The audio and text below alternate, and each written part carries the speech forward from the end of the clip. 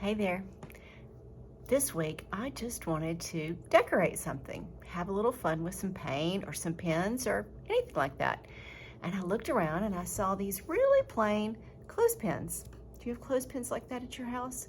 Sometimes you use them to hang up clothes to dry or to hang clothes in your closet, or I've even used them to hang pictures up at a party. But they're really plain looking, aren't they? And I thought, well, we could decorate those a little bit. And we can. Let me show you how I did it.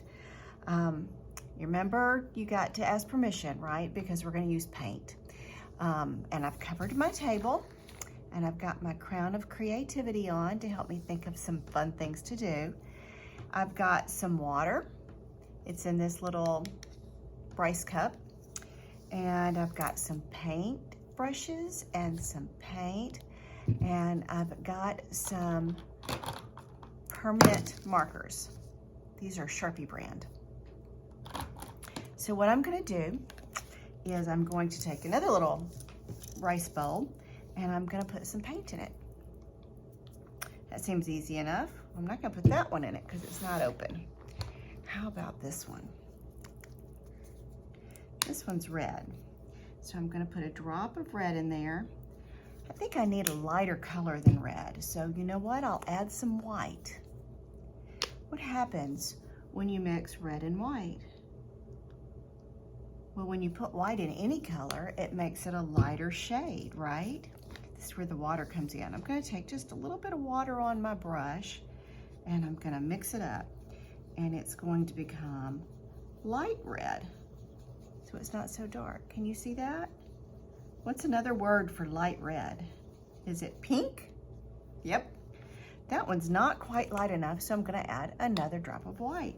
You can mix lots of colors if you have just a few basic ones.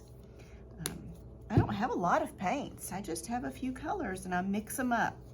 Sometimes I do a good job and sometimes I don't, but it's fun. So I've got my pink and I want to paint my clothespin here. And the first time I did it, I held it very carefully and I painted all along one side. And then I laid it down to dry and I had to wait for it to turn it over and paint the other side. And so I figured out a way to do that, to paint it without having to wait so long. I'm going to clip it to the side of my water pitcher thing. And I'm just going to paint both sides. It's not touching the water. Look at that. Easy peasy. And I'm going to paint this side. And then I'll have to think of something to paint on it once it dries. You do have to wait for it to dry before you do another step. Now I think it's pretty like that. And I even thought of different things I could put on it. I could put sparkles on it. I could put glitter on it. I could glue buttons to it. And those are all good things. Now I want to use mine to hang up clothes. So I'm not going to put any glitter on it because I'm afraid, let me find one that's dry, that when I touch it like this to hang up clothes, I'm gonna rub the glitter off and it's gonna get all on the clothes. And I love glitter, but it doesn't need to be on all my clothes. So here's some that I drew earlier, and I wanna tell you, I practiced first. I got a piece of paper and I practiced lots of designs that I could do.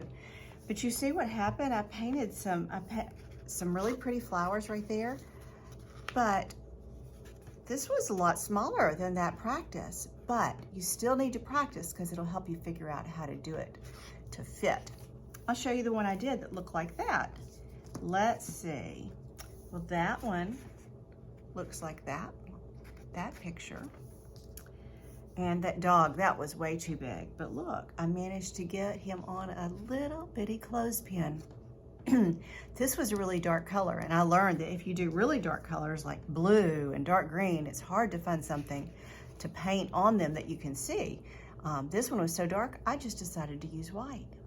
See, I did some white dots, and I did some white plaid, and here's a white one I did red on. Let's try one ourselves. Ooh, there's some just initials. That works too. Maybe you could make some with your initials. I really like this flower that I did.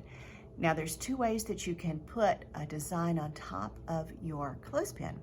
You can paint it on there or you can draw it on there. And this needed little bitty lines, so I used a little bitty pen. I'm pretty sure I've got, look, there's an empty side I can draw something on. Let's draw something. Let's get, how about purple? And I'm going to do just like I did that one, or I'm going to try, and I'm going to draw a purple line. Can you see that?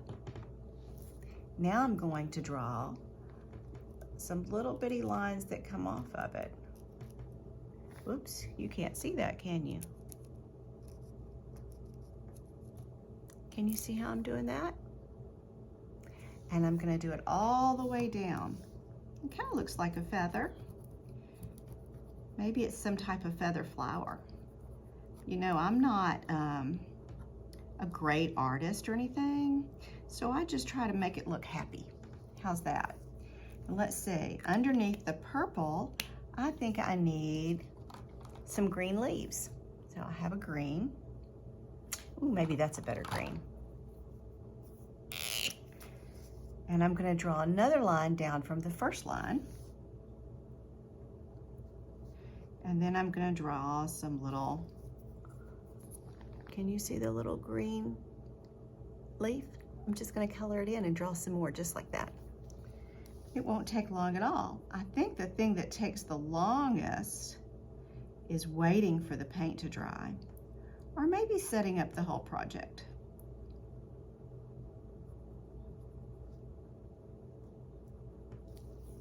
What do you think? I think I'd use that in my house, and I think I'd be happy every time I did. What are some of the different things you can think of to decorate around your house? And you best get permission before you start coloring and painting on stuff in the house. But have fun.